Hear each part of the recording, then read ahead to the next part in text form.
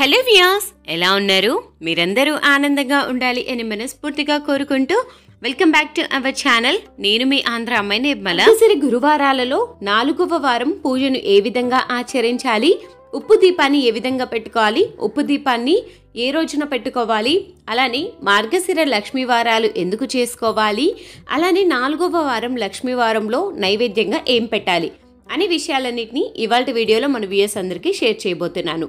ముందుగా మార్గశిర గురువారాలు చేసుకోవాలి అనుకుంటే ఉదయాన్నే లేచి చక్కగా తలంటు స్నానాన్ని ఆచరించి బ్రహ్మముహూర్త సమయంలోనే మార్గశిర గురువారాల లక్ష్మీ పూజను ఆచరించవచ్చు. బ్రహ్మముహూర్త సమయంలో పూజ చేసుకోవటం కుదరకపోతే సాయంత్రం సమయంలో కూడా పూజను ఆచరించవచ్చు. ఈ పూజను పూజ మందిరంలో కానీ లేకపోతే ఇలా అమ్మవారి చిత్రపటాన్ని పీఠం మీద ఏర్పాటు చేసుకొని కానీ సిద్ధం చేసుకోవాలి. అమ్మవారి చిత్రపటాన్ని కానీ ఈ పూజను ఆచరించడం కానీ చేసుకోవాలి అనుకున్నప్పుడు ఈశాన్య మూలను శుద్ధి చేసుకునేసి చక్కగా పసుపుతోటి అలికి అష్టదళ పద్మ ముగ్గును ఏర్పాటు చేసుకునేసి పీఠంను ఏర్పాటు చేసుకునేసి దాని మీదుగా అమ్మవారి చిత్రపటాన్ని ఏర్పాటు చేసుకోవాలి. అమ్మవారి చిత్రపటాన్ని ఏర్పాటు చేసుకునేటప్పుడు పీఠం మీదుగా శుభ్రమైన వస్త్రమును పరిచి అమ్మవారి చిత్రపటంను ఏర్పాటు చేసుకునేసి సుగంధభరితమైన పుష్పాలతోటి అమ్మవారి చిత్రపటాన్ని ఏర్పాటు చేసుకునేసి అమ్మవారికి ఇరువైపులా పసుపు కుంకుమలను ఏర్పాటు చేసుకోవాలి.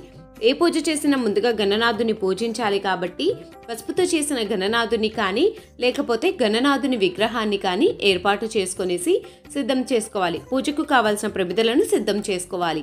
ఆ తర్వాత ఒక ప్లేట్లో బియ్యాన్ని ఏర్పాటు చేసుకునేసి ఆ ప్లేట్లో అమ్మవారి విగ్రహాన్ని ఏర్పాటు చేసుకోవాలి. అమ్మవారి విగ్రహం లేని ఎడల మీ దగ్గర ఏదైనా రూపాయి నాణ్యం కానీ కాసు కానీ ఇలాంటివి ఏవైనా అమ్మవారి రూపుతో ఉన్నవి కూడా ఈ పూజలో ఏర్పాటు చేసుకోవచ్చు. లక్ష్మీ గురువారం చేస్తున్నాం కదా, లక్ష్మీ గురువారం రోజునే ఉప్పు దీపాన్ని ఏర్పాటు చేసుకోవాలి.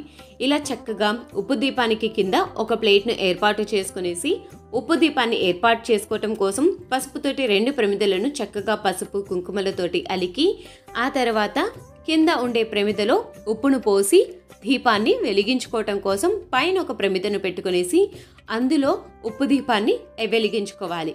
ఉప్పు దీపాన్ని వెలిగించుకోవటం వల్ల ఎటువంటి లాభాలు కలుగుతాయి ఏంటి అనే విషయాలన్నింటినీ మన వ్యూయర్స్ అందరికీ ఒక వీడియో అయితే చేశాను.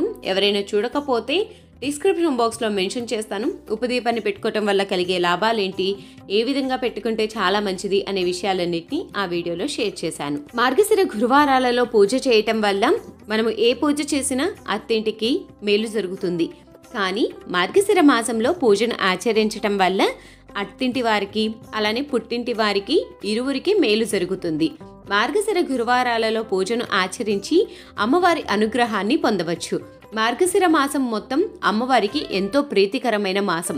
ఈ మాసంలో పూజను ఆచరించటం వల్ల మనం కోరిన కోరికలు అన్ని నెరవేరటంతో పాటు అమ్మవారి అనుగ్రహం, లక్ష్మీ కటాక్షం కూడా లభిస్తుంది. ఈ పూజ చేసిన ఏ వ్రతం చేసినా ముందుగా గణనాథుని పూజలోకి ఆహ్వానం పలకాలి. గణనాథుని పూజలోకి ఆహ్వానం పలకటం కూడా షోడశోపచార పూజ కానీ పంచోపచార పూజ కానీ ఆచరించాలి. ఆ పూజను ఆచరించలేమో, అలా కుదరదు అనుకున్నప్పుడు గణనాథునికి కుంకుమ, పసుపు, గంధం, అక్షంతలు, పుష్పాలను ఏర్పాటు చేసుకునేసి ధూపదీప నైవేద్యాలతోటి గణనాథుని ముందుగా పూజలోకి ఆహ్వానం పలకాలి. ఆ తర్వాత సిద్ధం చేసుకున్న ప్రమిదలన్నింటినీ వెలిగించుకోవాలి. ఈ గురువారాలలో ప్రత్యేకించి ఉప్పు దీపాన్ని, కామాక్షి దీపాన్ని కూడా ఏర్పాటు చేసుకుంటే చాలా మంచిది. మీకు వీలు కుదిరినట్లయితే మీకు అందుబాటులో ఉన్న ఉప్పు దీపాన్ని కానీ కామాక్షి దీపాన్ని కానీ ఏర్పాటు చేసుకోండి. నేను ఈరోజు 2 దీపాలను ఏర్పాటు చేసుకునేసి సిద్ధం చేసుకుంటున్నాను. వెలుగుతున్న దీపాలను సాక్షాత్తు లక్ష్మీదేవి స్వరూపంగా భావిస్తూ దీపాలకు కుంకుమ, పసుపు, గంధం, అక్షంతలను సమర్పించి అలానే పుష్పాలను సమర్పించుకునేసి సిద్ధం చేసుకోవాలి. మార్గశిర గురువారాలలో మనము వ్రతం చేసేటప్పుడు తప్పకుండా అమ్మవారికి తాంబూలాన్ని ఇవ్వాలి. మీకు వీలు కుదిరినట్లయితే అమ్మవారికి ప్రతి వారం కూడా చీరను పెట్టుకోవచ్చు.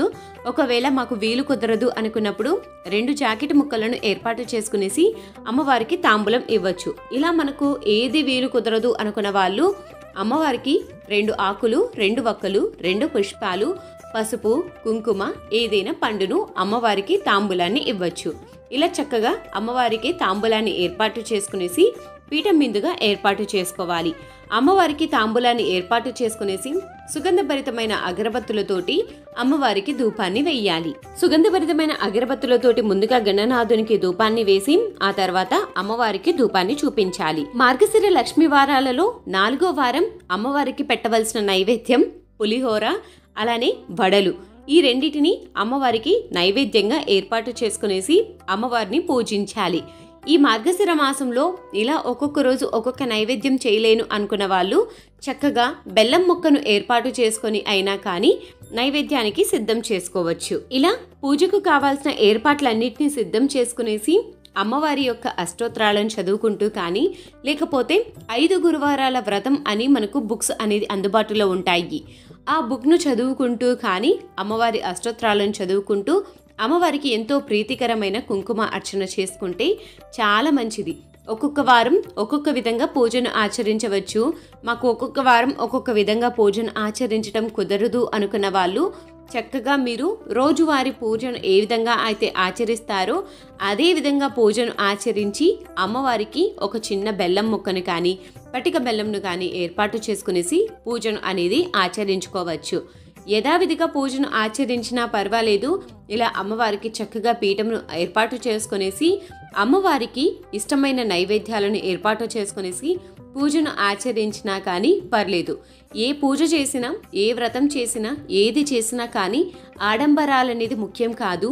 పూజలో కావాల్సింది భక్తి. భక్తితో ఏమి చేసినా కానీ ఆ దేవుడు చక్కగా స్వీకరిస్తాడు. భక్తితో పూజను ఆచరించండి. అది చేయలేదు ఇది చేయలేదు అనే అపనమ్మకాలను వదిలి అమ్మవారిని చక్కగా భక్తితో పూజించినట్లయితే మీరు కోరిన కోరికలు అమ్మవారు తప్పకుండా నెరవేరుస్తారు. మన వ్యూయర్స్లో చాలా మందికి ఇంకో క్వశ్చన్ మార్క్ లాగా ఉండొచ్చు. అమ్మవారికి కుంకుమార్చన చేస్తున్నాం కదా, ఈ కుంకుమార్చనను ఏం చేయాలి, ఈ కుంకుమను ఏం చేసుకుంటే బాగుంటుంది అనే విషయానికి వస్తే ఈ కుంకుమను నిత్యం మనము ధరించటానికి ఉపయోగించవచ్చు. లేకపోతే పారే నీటిలో కానీ ఈ కుంకుమను కలపచ్చు. పారే నీటిలో కలపటం కంటే చక్కగా ప్రతిరోజు మనం స్నానాన్ని ఆచరించిన అనంతరం ఈ కుంకుమను మన శిరస్సు మీద ధరించటం చాలా మంచిది. చక్కగా పూజను ఆచరించిన తర్వాత 5 గురువారాలు కూడా అమ్మవారికి నైవేద్యం కింద కొబ్బరికాయను ఏర్పాటు చేసుకోవాలి.